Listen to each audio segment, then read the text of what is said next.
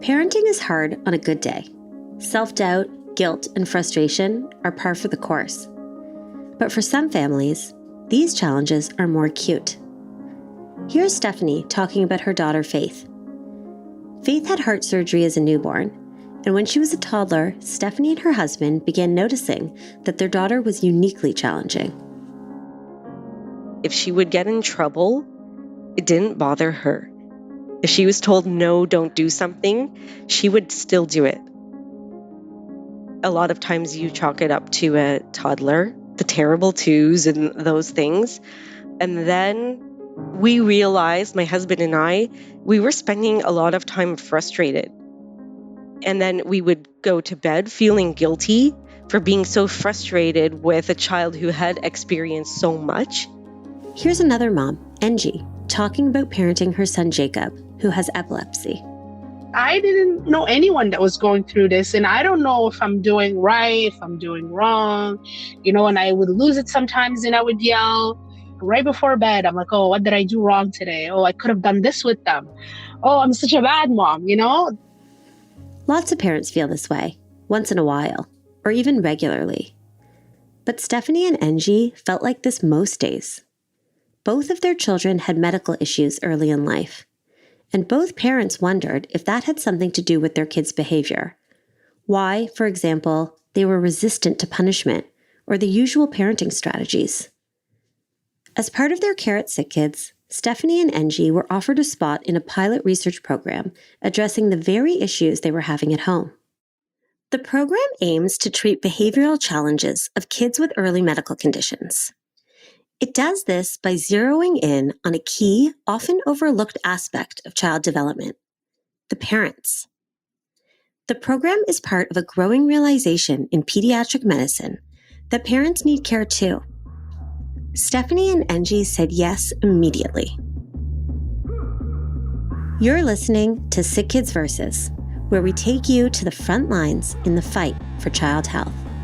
I'm Hannah Bank, and this is SickKids Versus Parent Stress, Part 2.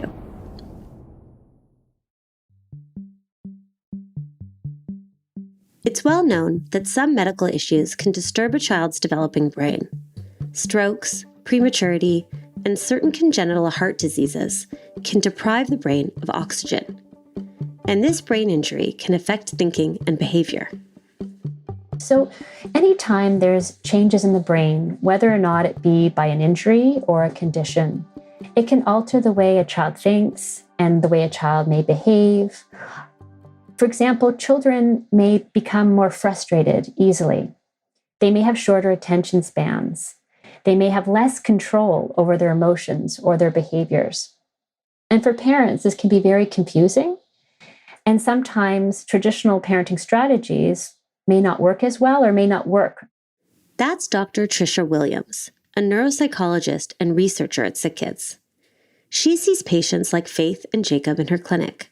She assesses their motor skills, learning, and communication, then recommends certain therapies.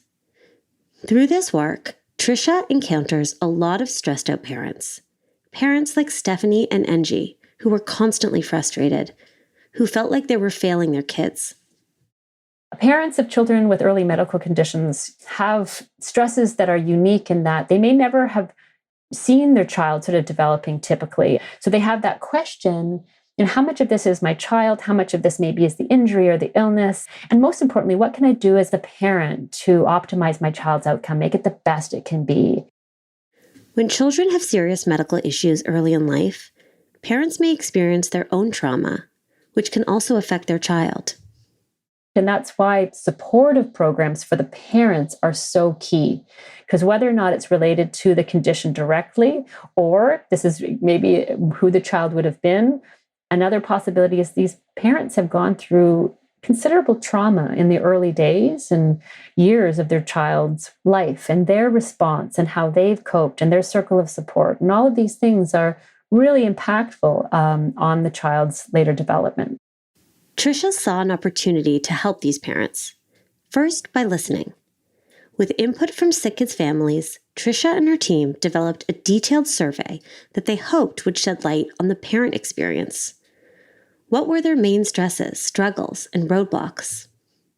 And this was our first patient-oriented research study. And, that's a fancy word for really parents sitting with us at the table. They contributed to what questions they wanted us to prioritize and even how they thought they would be the most sensitively asked. And the results of the study and the survey really identified parents wanted more mental health support, not just for their children, but for themselves. One of the things one parent said was, no one asked me, the parent, how I was doing. And there's such a focus on the child. It was a collective cry for help. Many parents of kids with early medical conditions or brain injury were struggling to support their kids and feeling guilty about it. Faith, who you heard about earlier, was born with several congenital heart defects. Surgery was successful. Today, she's a healthy 6-year-old. And though Faith's heart disease didn't necessarily cause brain injury, behavioral challenges emerged for reasons that aren't yet totally understood by the medical community. Here's Stephanie again. When it's a physical ailment or an issue, it's linear. There are things to do. There's a heart defect. Well, there's a surgery that will fix it. There are gross and fine motor skill delays. There is physiotherapy and there's occupational therapy that will address those issues. The behavior took us a bit longer. So she was probably around 3 years old. She was a very late walker. She didn't walk until almost 2. And by that point, we had a third child. So a lot of excuses almost were made for the behavior that she's the second born. They're typically very stubborn. We would say, go brush your teeth and get pajamas on. My oldest would do exactly that. She'd go upstairs, brush her teeth, get her pajamas on. And Faith would go upstairs, find a marker, write on the wall. And it happened once, it happened twice, and then we realized, okay, this is not working the way we thought. And it wasn't like she was unsupervised for long periods of time. She was fast. I would collect markers and try to keep them in one spot, or pens, and she would find that lone pen that was like under a piece of furniture, and she would write on walls, furniture, doors, anything. But you didn't chalk that up to like, oh, she's just mischievous or she's just a toddler. Like that must have been so difficult to be able to distinguish. At first, yes, you feel exactly that. Okay, toddlers do things like that. They get into trouble. We shouldn't leave markers or pens or anything like that out. It evolved. She did things like cut her own hair with small scissors that I used for like sewing. She would find those, so I had to hide them.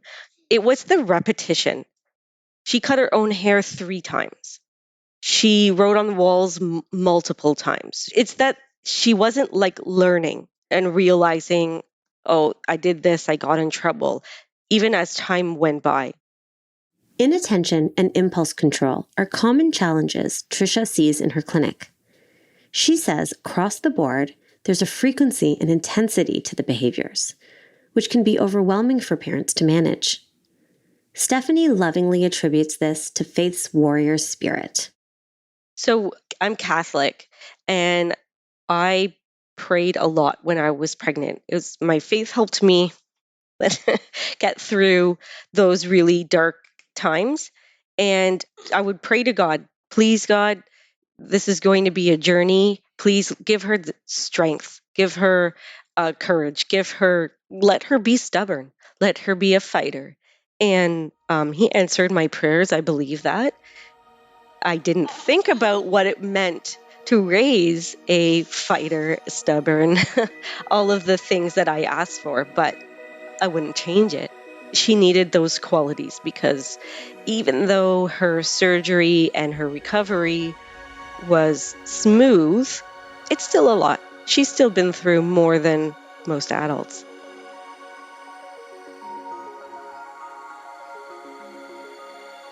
Tricia and her team were inspired by what they'd heard from the parent survey. Families needed mental health support so that they could better support their kids. Tricia knew of a program at Cincinnati Children's Hospital called I Interact. It's an online parenting course for families of brain injury patients.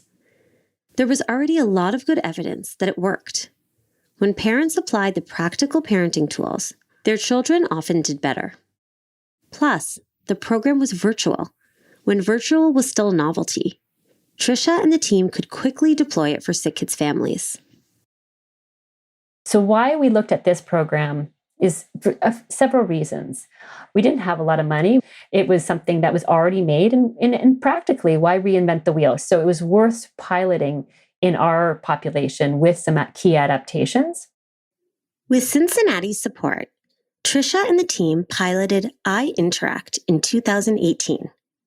Initially, it was for brain injury families and parents of congenital heart disease patients who experience similar behavioral issues.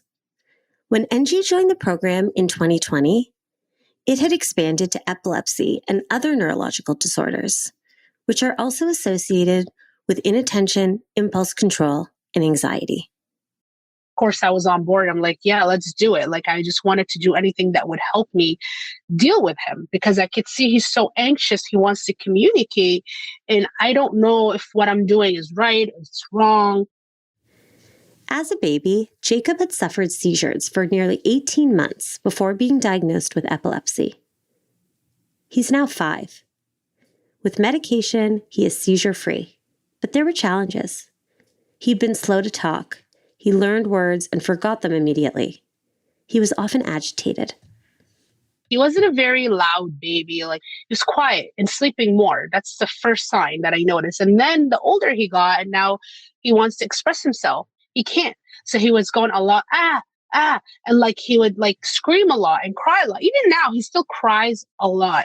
That's one of the huge issues that, we're trying to work on to calm him down. He has a high level of anxiety, but the medication also has a little bit of contributing factor to it, right? So he can be very challenging sometimes to deal with. Like, when he's also very stubborn, and when he wants something, he'll scream and scream and scream until he gets it. He's much better now that he's finally verbal, much, much better. But way before that, it was so hard. As part of the program, each week, Angie and her husband would study course materials covering the principles of positive parenting. It's a wide-ranging parenting philosophy that emphasizes proactive praise, consistency, and self-compassion. It can be a helpful approach for any family, but positive parenting has been particularly effective for kids with early medical conditions. Positive parenting is not perfect parenting. We've talked about this among a lot of families and stuff. There's kind of this ideal, like, oh my gosh, you can just go on this website and find, how to do it. There's no such thing as that. Positive parenting is one way of building warmth, consistency, and predictability in the home. That is the principles of positive parenting, and we know that these elements are protective factors contributing to optimal outcomes in many at-risk children and youth. One of the main strategies NG learned was to compliment Jacob for very specific things. So you say, oh, I like how you're sitting so quietly. Oh, I like how you're not ripping, because my son loves to rip things. He just cannot help himself. Anything that can be ripped, he will rip it. So thank you, Jacob. I like how you're helping me open the door. Like specifics. You're telling him what you like, and things that we don't like, we don't even give it attention. That helps a lot with their confidence. With my confidence, it makes me feel like they're hearing the good stuff, not the bad stuff. NG found that praising Jacob's good behavior encouraged more good behavior. Because now he knows, oh, mom likes when I open the door when she's carrying something heavy for her. Oh, my mom likes when I'm not ripping things. Oh, my mom likes when I'm not putting things in my mouth, because you're telling him what you like, so he wants to do what you like. Because now we have an understanding. Stephanie had the same aha moment with Faith. So I would say my biggest takeaway from that program was learning that Faith does so much better with praise than she does with discipline or getting into trouble for doing something wrong. And I learned that if she does something good, like make her bed, and I say, wow, you made your bed, you did a great job, she just lights up from the inside. And you can you can see it. So it's like, immediate gratification when I know that I change what I'm doing and it works right away. Along with studying the course materials, parents also meet virtually once a week with their parenting coach, Trisha or one of her colleagues. It's a nice check-in for parents, a chance to ask questions or vent frustrations.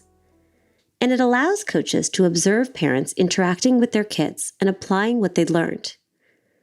With help from her coach, Stephanie discovered the power of careful observation and undivided attention.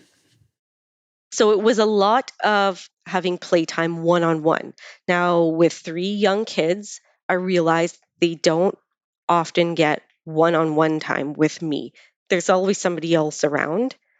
So this was important. So we kind of scheduled our sessions in the evening, and my husband would take the other 2 when he was home. He would take the other 2 away, and then Rivki is our therapist. She would watch us play together. And it felt unnatural because it was not a way I was used to playing.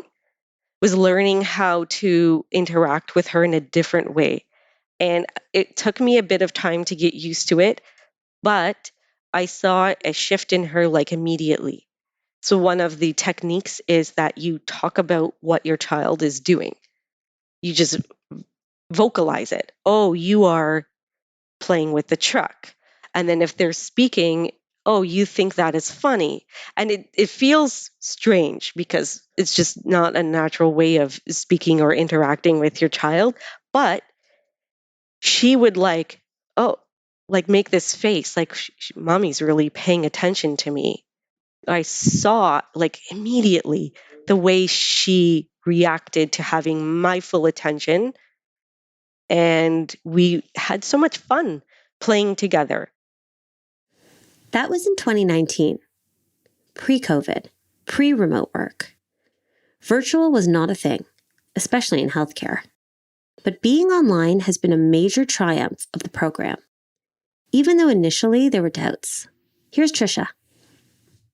There was this real virtual doubt that virtual could actually reach families. And that was surprising to me. And especially because we started to see the uptake around families and the appreciation. And then also the richness, I guess. Certainly virtual is not a cure-all and not, perfect solution, but to actually work with parents and children in their own home and to practice skills that they then have to practice, but in the same environment versus coming to my office and the stress about coming to my office and all of that, and it's a bit artificial. That to me was also a lovely surprise because of the hesitancy in some ways that we faced with trying to launch something virtually, but then the parents even themselves reflecting on how natural and how wonderful it is that the therapist really can come to your home and give you that support. Then in spring 2020, COVID hit, and everyone was going virtual. SickKids, like many hospitals, scrambled to shift outpatient care online where possible. Since Trisha and the iInteract team were already set up to be virtual, they received a small COVID grant from the hospital to ramp up the program. The money allowed the team to create their own iInteract website called iInteract North. They were able to extend support to even more parents and more medical conditions. At a time when community supports were shutting down, iInteract North became a lifeline. SickKids breakthroughs are only possible with the incredible support of our donors. That's why we're proud to recognize CIBC as the premier partner of the SickKids Versus podcast. The bank and its team members care about making a difference. CIBC has championed SickKids for over 30 years and is the largest corporate supporter of the SickKids Cancer Sequencing Program. CIBC also generously supports SickKids through CIBC Miracle Day and an active employee giving and volunteer program.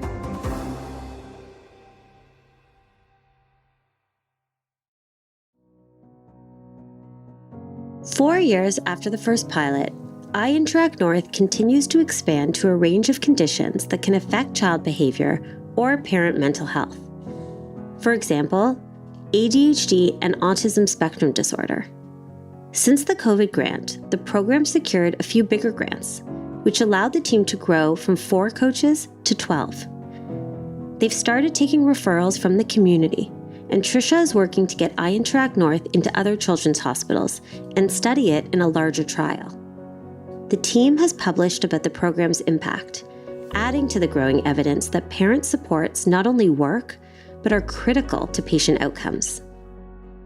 We've had evidence, not just in our work, but in, there's decades of work internationally, in other different types of at-risk scenarios that has shown the importance of parent stress, parent mental health in predicting child's outcome. In other words, the healthier the parents, the better their children would do. For Angie and her son Jacob, this has been palpable. He's doing great, amazing. I couldn't even tell you he can even say hello. Now he's speaking, telling me how he feels. That's like it makes me want to cry sometimes, You're just trying to help to connect with your child. You feel we all have that connection with our children. We know, even if we can't understand each other with words, you just feel when something's wrong with your child. And I felt he was really suffering. He wanted to connect and he wanted to communicate with me. And this helped both of us communicate. Many parents like Angie will tell you that through the process, they've been able to let go of their guilt and learn to be kinder to themselves. Broadly, that's the point. By getting the right tools and supports, parents are set up for success. They're empowered to be more effective parents, and the impact on their child can be immediate and noticeable. Also, there's a lot to be said for feeling heard. Here's Angie talking about Trisha as more of a therapist than parenting coach. She definitely helped me before she helped them. We're all a bit broken, and at that time I was very defeated. It was nice of her to coach me how to deal with my issues or how I feel and all that's overwhelming. That sense of being overwhelmed and going through my own issues too and trying to help my son. She helped with that. She was able to understand and make you feel it's okay that you have those feelings. Don't dwell on it because, it doesn't make sense to dwell on it. Just keep going, moving forward. We all strive in some ways to be the best parent we can be. And sometimes the work we do with parents is because a lot of them have had this extra stress and they want to do every single thing they can do to make their child as resilient as possible. And it's okay to have times when there's tantrums and it doesn't reflect on you as a parent, but how do you manage and cope? Trisha uses the analogy of putting on your oxygen mask in a plane before helping others. Angie puts it this way. I had my own trauma to deal with. So, she helped me through that too, just making me feel like I shouldn't feel guilty and I'm doing the best I can for him. So then when I'm feeling better, I'm able to help him. Because if I'm feeling bad, how am I going to help him or help anybody? From SickKids Foundation, this is SickKids Versus. Thanks for listening. If you want to support work like this, visit sickkidsfoundation.com/podcast to donate. And if you like this podcast, please subscribe and rate us on Apple or Google Podcasts, Spotify, or wherever you listen to SickKids Versus. SickKids Versus is produced by me, Hannah Bank, Neil Parmar, Jasmine Budak, and Jillian Savigny. This episode was written by Jasmine Budak. Sound design and editing by Quill. Production support by Aisha Bermania. For behind-the-scenes extras and show notes, visit sickkidsfoundation.com/podcast.